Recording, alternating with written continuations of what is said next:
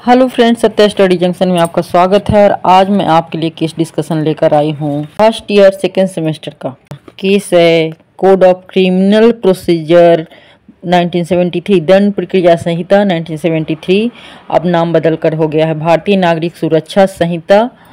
तो चलिए इस केस डिस्कशन में हम केस डिस्कस करेंगे अनिल राय वर्सेज बिहार राज्य। यह केस सुप्रीम कोर्ट से रिलेटेड है और अनिल राय है और रिस्पोंडेंट है state of Bihar. Petitioner means appellant and respondent means उत्तरदाता। और यह केस है 6 अगस्त 2001 का, Anil Rai versus state of Bihar. और बेंच था K T Thomas and R P Sethi के बेंच में यह जजमेंट हुआ था। तो चलिए इस केस के बारे में आगे बढ़ते हैं। इस केस का रेफरेंस लिया गया है 2001 SCC 318-330 और इस केस का सब्जेक्ट है दंड प्रक्रिया संहिता की धारा 157।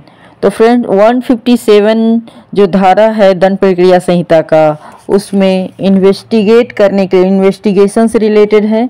यह पुलिस थाने के इंचार्ज ऑफिसर जो भी होते हैं, इत्तला प्राप्त होने पर या अन्यथा यह संदेह करने का कारण है कि ऐसा अपराध किया गया है जिसका इन्वेस्टिगेशन करने के लिए धारा 156 के अधीन वह सशक्त है, तो उस अपराध की रिपोर्ट उस मजिस्ट्रेट को तत्काल भेजेगा जो ऐसे अपराध का पुलिस रिपोर्ट पर संज्ञान करने के लिए सशक्त है और मामले के तथ्यों यानी कि फैक्ट्स को और परिस्थितियों का इन्वेस्टिगेट करने के लिए और यदि आवश्यक है तो अपराधी का पता चलाने और उसकी गिरफ्तारी के उपाय करने के लिए उस स्थान पर या तो स्वयं जाएगा या अपने अधीनस्थ अधिकारियों में से एक को भेजेगा जो ऐसी पंक्ति में पंक्ति का न होगा जिसे राज्य सरकार साधारण या विशेष आदेश द्वारा इसका पालन करेगी। परंतु इसमें जब ऐसे अपराध के किए जाने की कोई इत्तला किसी व्यक्ति के विरुद्ध उसका नाम देकर की गई और मामला गंभीर प्रकार का नहीं है, तब यह आवश्यक नहीं होगा कि पुलिस थाने का इंचार्ज अधिकारी उस स्थान पर इन्वेस्टिगेट करने के लिए स्वयं जाए या अधीनस्थ अधिकारी को भेजे। साथ ही साथ यदि पुलिस थाने के इंचार्ज को यह प्रतीत होता है कि अन्वेषण करने के लिए पर्याप्त आधार नहीं है तो वह उस मामले का इन्वेस्टिगेशन नहीं करेगा। परंतु यह और है कि अगर रेप जैसा अपराध हो तो पीड़िता के कथन का अभिलेखन पीड़िता के आवास पर, अभिलेखन मीन रिकॉर्डिंग, पीड़िता के आवास पर या उसके चुनाव के स्थान में या उसके माता पिता या संरक्षक या नज़दीकी संबंधी या क्षेत्र के सामाजिक कार्यकर्ता की उपस्थिति में महिला पुलिस अधिकारी द्वारा किया जाएगा। प्रत्येक दशा में पुलिस थाने का इंचार्ज अपनी रिपोर्ट में उस उपधारा की अपेक्षाओं का पूर्णतः अनुपालन न करने के अपने कारणों का कथन करेगा और अधिकारी इत्तला देने वाले को यदि कोई हो ऐसी रीति से जो राज्य सरकार द्वारा विहित की जाए तत्काल इस बात की सूचना दे देगा कि उस मामले में इन्वेस्टिगेट न तो करेगा और न कराएगा। तो फ्रेंड्स, आप धारा 157 के बारे में आपने जान लिया। अब इस केस के फैक्ट जानेंगे, फैक्ट ऑफ द केस। यह मर्डर का केस है। कई लोग मिलकर एक आदमी का मर्डर कर देते हैं और यह केस बिहार से रिलेटेड है। तो चलिए केस को हम शुरू करते हैं। अपील करता एप्लिएंट अनिल राय और 5 व्यक्तियों ने मिलकर गांव कुलछा में लाल मुन्नी राय और चांद मुनि का 21/6/1989 यानी कि 1989 को 6 बजे शाम को मर्डर कर देते हैं।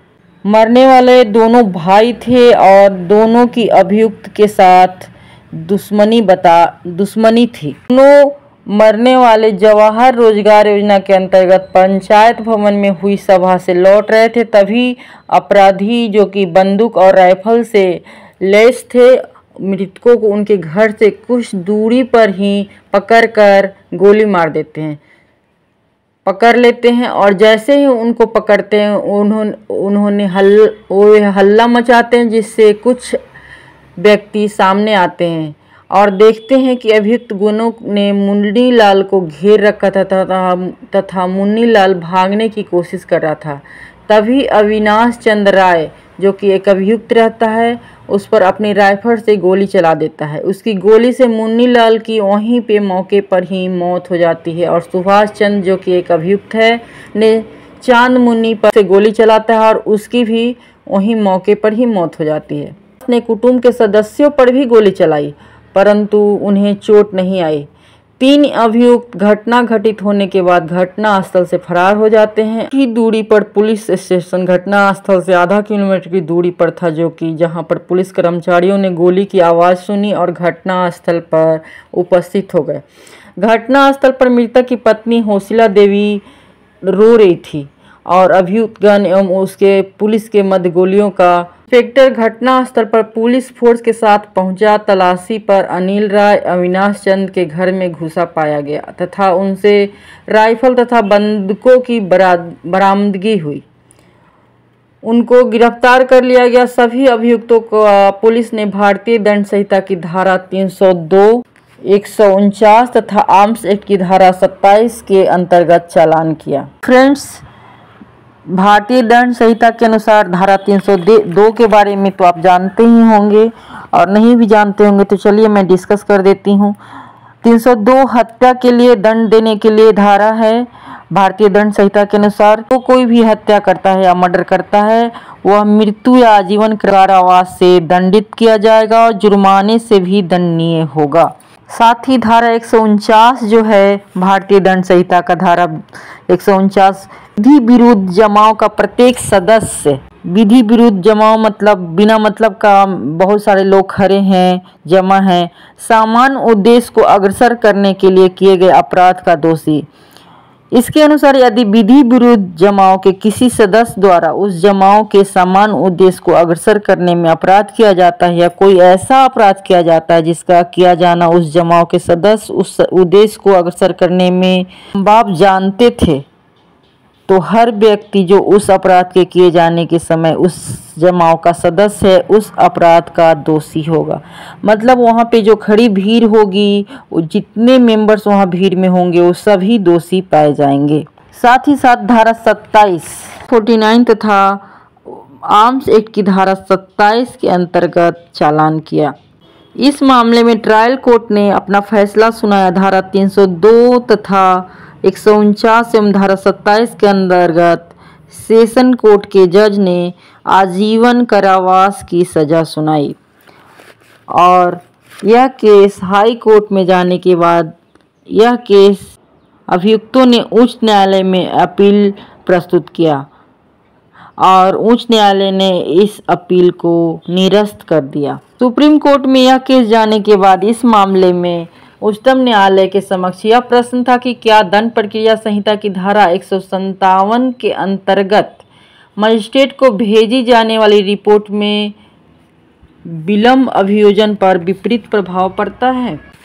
यहाँ पर उच्चतम न्यायालय का कहना था कि धारा 157 दंड प्रक्रिया संहिता के अंतर्गत पुलिस अधिकारी संज्ञेय मामले का धारा 156 के अनुसार अन्वेषण करने के लिए यानी कि इन्वेस्टिगेट करने के लिए सक्षम होता है और उससे उसकी रिपोर्ट सक्षम मजिस्ट्रेट को भेजनी होती है।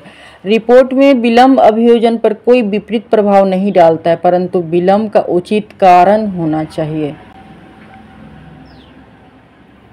उच्चतम न्यायालय ने निम्नलिखित बिंदुओं के आधार पर अनिल राय जो कि अपीलिएंट था को अपील को स्वीकार कर लेता है और प्रथम सूचना रिपोर्ट यानी कि एफआईआर में या जांच रिपोर्ट में विलंब इंक्वायरी रिपोर्ट पर यानी अभियोजन पर कोई प्रभाव नहीं डालता। इस आधार पर अभियोजन समाप्त नहीं किया जा सकता। साथ ही साथ प्रत्यक्षदर्शी साक्षी यानी कि आई विटनेस का साक्ष्य मुख्य साक्ष्य होता है। यदि एफआईआर में विटनेस का साक्ष्य नहीं था तो इसका तात्पर्य यह नहीं है कि वह आई विटनेस नहीं है। प्रस्तुत इस मामले में अभियुक्त गण एवं मृतक के बीच दुश्मनी निर्विवादित है और दुश्मनी दो धारी तलवार है, इसलिए इसे अभियुक्त के विरुद्ध दोष सिद्धि का आधार तब तक नहीं बनाया जा सकता जब तक कि अन्य साक्ष्य से उसकी संपुष्टि न हो। अनिल राय जो कि अपीलिएंट है घातक आयुधों के साथ अन्य अभियुक्त गणों के साथ विधि विरोध जमाव में सदस्य था, जहां उसने मृतकों को रोकने, उन पर बल प्रयोग करने तथा बलवा का अपराध किया। इसलिए वह भारतीय दंड संहिता की धारा 41 तथा धारा 149 एवं आर्म्स एक्ट की धारा 27 के अंतर्गत दोषी है। मुन्नीलाल एवं चांद मुनि की हत्या अविनाश चंद एवं सुभाष चंद ने की, परंतु इस बात का कोई साक्ष्य नहीं है कि विधि विरोध जमाव का उद्देश्य लाल मुन्नी राय या चांद मुनि की मृत्यु करना था। सुभाष चंद, जिसने चांद मुनि की हत्या की, वह विधि विरोध जमाव का सदस्य नहीं था और यह साबित किया गया है कि उसने अपने बरामदे से गोली चलाई थी। इसलिए अभियुक्त क्रमांक 3 से 7 की धारा 302 तथा 149 भारतीय दंड संहिता के अंतर्गत दोष सिद्धि अनुचित है। इस केस के जजमेंट में फाइनली अपील स्वीकार कर ली जाती है और अपीलकर्ताओं की दोष सिद्धि धारा 302 तथा धारा 149 भारतीय दंड संहिता के अंतर्गत अपास्त की जाती है। और इस केस का प्रतिपादित विधि का सिद्धांत है, FIR प्रथम सूचना रिपोर्ट में या जांच रिपोर्ट में विलंब अभियोजन पर कोई प्रभाव नहीं डालता यदि विलंब का कारण उचित हो। प्रत्यक्षदर्शी साक्षी आई विटनेस का साक्ष्य प्रथम सूचना रिपोर्ट में न होने यह दर्शित नहीं करता कि वह प्रत्यक्षदर्शी साक्षी नहीं है। शत्रुता दोधारी तलवार है, जो एक ओर अपराध का हेतु हो सकता है और दूसरी ओर अभियुक्त पर मिथ्या आरोप लगाने का आधार भी हो सकता है। विधि विरोध जमाव में किसी व्यक्ति द्वारा किए गए अपराध के लिए सभी सदस्यों का दायित्व तभी बनता है जब उस अपराध को करना सभी का समान उद्देश्य रहा हो। तो दोस्तों, केस डिस्कशन कैसा लगा कमेंट करके बताएं और वीडियो अच्छा लगे तो मेरे चैनल को सब्सक्राइब करें। मिलते हैं नेक्स्ट वीडियो में, तब तक के लिए बाय बाय।